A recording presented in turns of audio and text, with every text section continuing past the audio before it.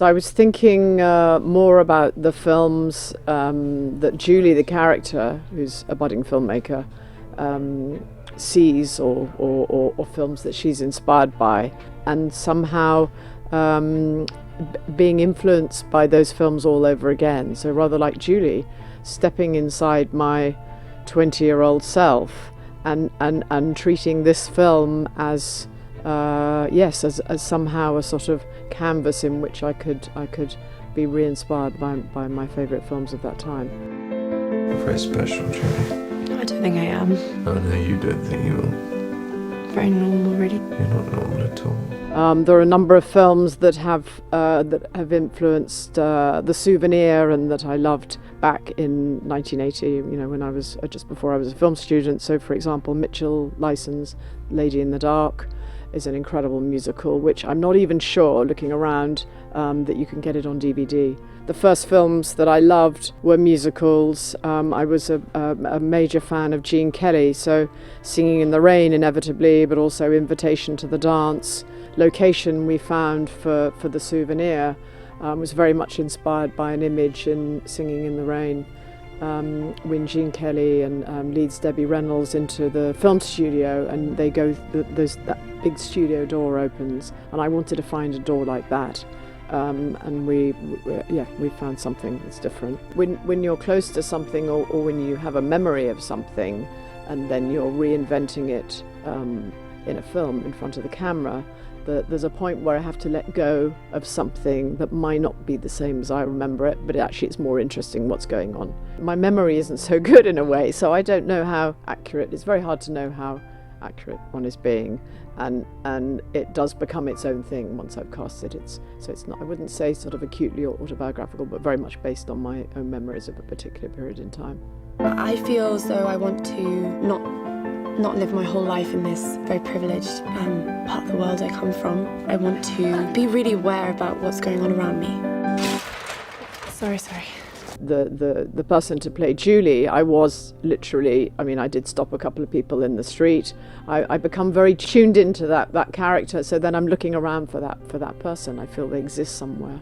I don't feel like I have one way of working with the actors and the non-actors. It changes with the story and also with the character they're playing.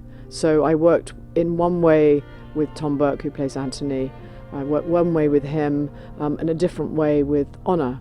And possibly a different way with Tilda. So it changes, and then Tilda's husband in the film, William, is played by a local farmer who'd never been in front of the camera in this way before. So I have to adapt. It's so much, directing is so much about taking that risk of waiting to see what happens. And I don't, if ever I have a plan, the plan always changes. So I like working with people and relationships, and I'm trying to bring something out of them, but there's not always one way of doing that. People thinking of becoming a filmmaker, just it's worth noting the dedication it needs, and other things in your life get sidelined inevitably, because it's such an all-encompassing thing. And if you're directing and writing, there's never a dull moment, in a sense. There's never a moment when you're not doing it. So I'm trying to work out where you two tessellate here. How, what, why, when. Can you lend me a couple of quid? Yeah, sure. Mummy, can I borrow some money? Please. More money? Yes.